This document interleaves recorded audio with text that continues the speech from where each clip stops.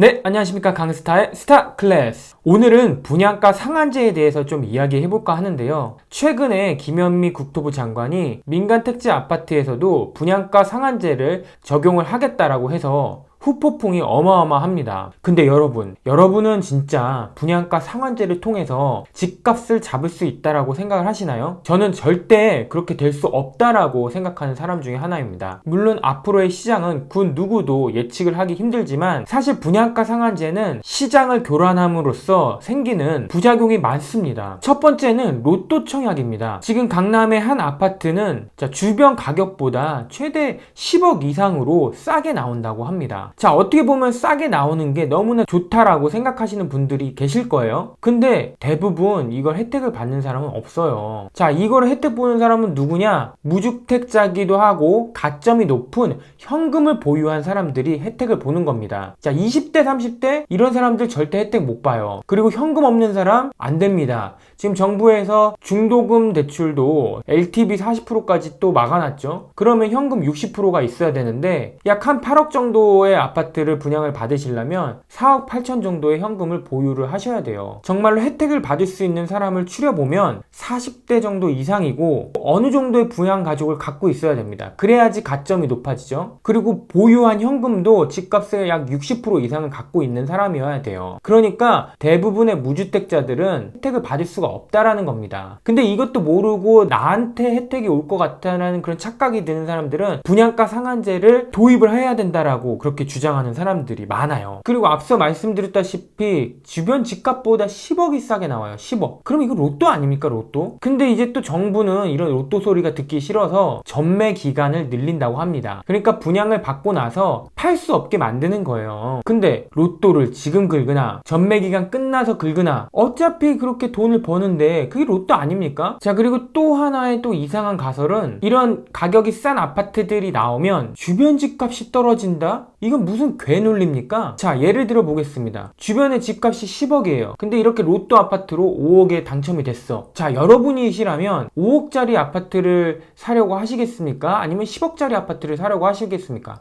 당연히 머리가 돌아가면 5억을 사야죠. 근데 이렇게 5억을 사고 싶은 사람이 많아지면 5억 아파트를 분양받은 사람은 야, 주변 집값이 10억인데 누가 그걸 또 5억에 팔겠습니까? 내가 무슨 자선 사업하는 사람도 아니고. 자, 이렇게 되면은 주변 집값이 떨어질까요? 아니면 5억짜리가 다시 주변 집값으로 올라갈까요? 이거는 머리가 있고 상식이 있는 사람이면 누구나 알 수 있는 겁니다. 자, 실제 예로 이명박 정부 때 보금자리 주택 나왔습니다. 기존의 그린벨트 지역을 해지를 하고 토지비가 쌌기 때문에 반값 아파트라고 하면서 매우 싸게 분양을 했죠. 근데 지금 어떻게 됐습니까? 지금 주변 집값처럼 그 아파트들 다 올랐습니다, 가격. 여러분, 시장은 그렇게 멍청하지가 않아요. 그리고 더 큰 문제는 앞으로 서울에 공급될 물량이 점점 축소가 될 거라는 거죠. 자, 서울은 이미 개발할 땅이 없습니다. 그래서 대부분 공급을 하려면 재건축 재개발을 진행을 해야 돼요. 근데 분양가 상한제로 조합에서 누가 이거를 사업성도 없는데 진행을 하겠습니까?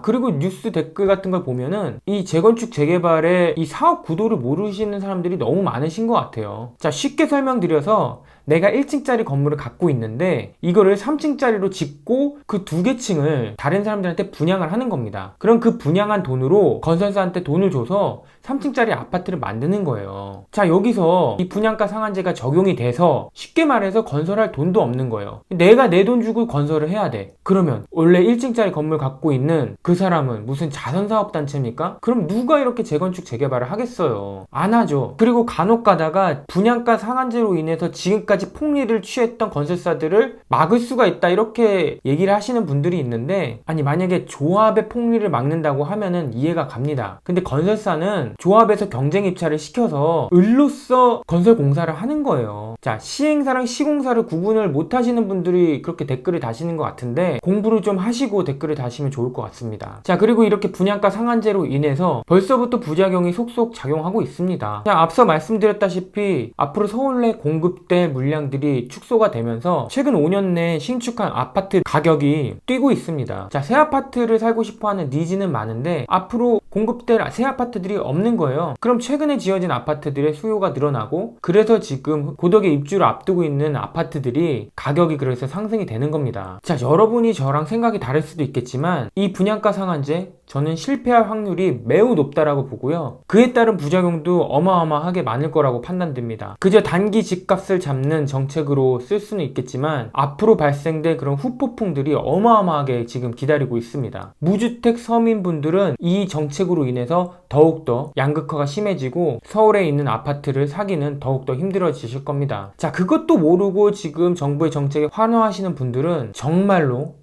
다시 한번 생각해 보시길 바랍니다. 이걸로 인해서 서울 가격 집값이 떨어져서 내 집을 가질 수 있겠다는 환상은 지금 당장 깨시길 바랍니다. 절대 그럴 일 없으니까요. 그리고 부동산에 대해서 조금이라도 공부해 보시면 이게 얼마나 말도 안 되는 소린지 아실 겁니다. 자, 오늘의 한 줄 평입니다. 분양가 상한제 결국 피해보는 건 무주택 서민들이다. 그럼 지금까지 강스타의 스타클래스였고요. 여러분 모두가 부자가 되는 그날까지